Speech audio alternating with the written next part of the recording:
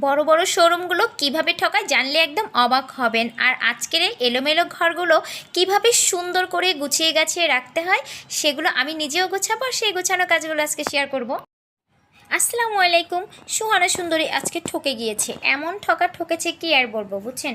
তো যাই হোক, আরেকটা কথা হচ্ছে, এই সুহানা সুন্দরী ভক ভক না করে মূল কথায় আসেন, সেটা মনে হচ্ছে না? আচ্ছা, মূল কথায় আসতেছি, কিন্তু আমার ভিডিওটা কিন্তু একদমই টেনে দেখবেন না, পুরো ভিডিও থাকবে কিন্তু অনেক কিছু। আসলে আধেললে হলে যা হয়, আমি একটা আধেললে ছাড়া আর কিছুই না, বুঝছেন? আধেললে ভাষাটা আপনারা বোঝেন কেমন জানি না, যারা বোঝেন তারা তো বোঝেন, আর যারা বোঝেন না তারা তো বোঝেনই না। তো যাই হোক, আমি একটা অ্যাডজাস্ট ফ্যান এনেছি, কারণ আমার বাসাতে নাই। আমি গরমে রান্না করতে গেলে সুহানা সুন্দরী গেমে একদম একাকার হয়ে যায়। কত বড় মন আমার, এবার বোঝেন। কারণ নিজের বাসা না হয় অন্যের বাসা নিজের টাকা দিয়ে সাজাচ্ছি, যাওয়ার সময় সব খুলে নিয়ে যাব, কিছু রেখে যাব না, সেটা আবার মনে করেন না। নিজের টাকা দিয়ে কি সব কিছু রেখে যাব? তো যাই হোক, এখন আমরা একটা ফ্যান এনেছি, এই ফ্যানটা বিআরবি থেকে এনেছি। আর তো জানেন, গরিবের শোরুম, যারা ফ্যান কেনেন এইখানে কম দামের ভালো। তো এখানে যখন আমি গিয়েছিলাম ভাই, তখন ওদের আন্তরিকতা দেখে হচ্ছিল, এদের ব্যবহার এত ভালো, ফ্যানটা কিনে মনে হচ্ছিল আমি একদম জিতে গিয়েছি। করেছে তা বলে আর বোঝাতে পারবো না। তো যাই হোক, আনার পরে দেখেন তার অবস্থা। আমরা যখন দেখেছি তখন তো খুব ভালোই ফ্যানটা দেখেছি, নিয়েছি, কিন্তু খাপের ভিতরে একটা পুরনো ফাঁকা ঢুকাই দিয়েছে। এটা কোনো কাজ হয়েছে? এই কাজটা করা কি তাদের উচিত হয়েছে? আসলে না, এত বড় একটা শোরুমে কিন্তু এরকম কাজ করা একদম উচিত হয় না। তখন ফোন দিয়েছি, ভাইয়া আপনাদের শোরুম থেকে একটা ফ্যান নিয়েছিলাম, এরকম প্রবলেম হয়েছে। সে আমাকে কি বলে জানেন? বলে আচ্ছা আপু, আপনারা দেখে নেবেন। আরে ভাই, দেখে নেওয়ার দায়িত্ব কি আমার নাকি? আমি কিনেছি, আপনারা প্যাকেট করে দিয়েছেন, আমরা নিয়ে এসেছি। ঢং করে আমাকে বলতেছে। তো সুহানা সুন্দরীকে ঠকিয়েছে, তাতে কোনো জায়গায় যায় আসে না। কারণ কি জানেন? কারণ আমাকে ঠকিয়েছে, আমার মাধ্যমে আরও 2-3 জন সচেতন হতে পারবে, আর যেন কাউকে না ঠকাতে পারে।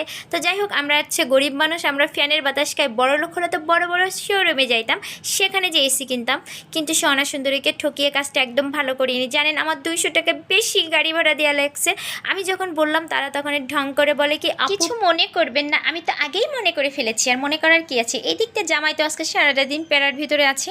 কারণ পরিষ্কার পরিচ্ছন্ন বউ থাকলে যা হয়, আমার মতো পরিষ্কার পরিচ্ছন্ন বউ যাদের ঘরে আছে তাদের জামাইদের একদম শান্তি নেই।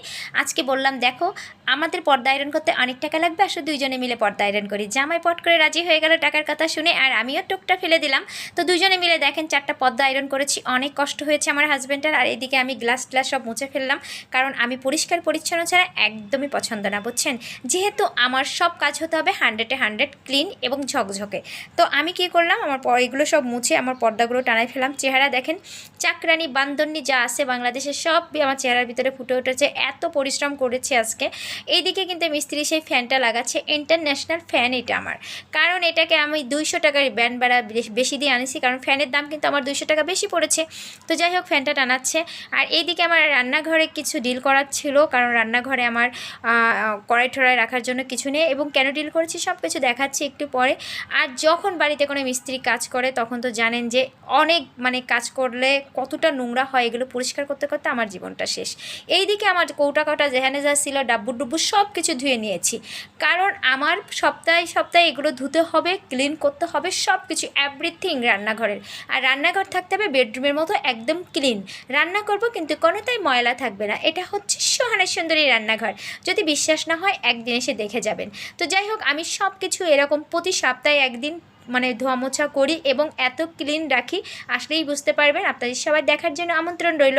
আর এখন দেখেন আমার রান্নাঘরটা কিন্তু মোটামুটি, এই যে সে অ্যাডজাস্ট ফ্যানটা কোথায় টানিয়েছে, বুদ্ধি থাকলে শ্বশুরবাড়ি ঘর জামাই থাকা যায়, সেটার বড় প্রমাণ এই ফ্যান আর আমি নিজেই। কারণ দেখিয়েছেন কোথায় ফ্যানটা টানিয়েছি, কারণ এখানে না টানালে তো তেল গাছটায় ঘরে ভাব ভরে যায়। তো এই বুদ্ধিটা আমি আমার জামাইকে দিয়েছি, আমার জামাই তো আমার বুদ্ধি শুনে অবাক হয়ে গিয়েছে। তো যাই হোক, রান্নাঘরটা মোটামুটি কিন্তু আমি গুছিয়ে নিয়েছি। তো দেখেন, প্রতি সপ্তাহে কিন্তু এই যুদ্ধটা আমি করি। আমার যুদ্ধটা আপনাদের কেমন লেগেছে অবশ্যই কিন্তু আমাকে জানাবেন। আর আমার ভিডিওটা যদি ভালো লেগে থাকে কিন্তু অবশ্যই লাইক, কমেন্টস এবং শেয়ার করতে একদমই ভুলবেন না। আসলে হঠাৎ করে কাউকে ভালো লাগে না, দেখতে দেখতেই ভালো লেগে যায়। আর আমার ভিডিও দেখতে দেখতে যদি আমাকে ভালো লেগে যায়, অবশ্যই আমার পেজে ফলো দিয়ে আমার পাশে থাকবেন। আর যে ইউটিউব চ্যানেল দেখবেন অবশ্যই সাবস্ক্রাইব করবেন। আজকে এই পর্যন্ত। আসসালামু আলাইকুম, আল্লাহ হাফেজ।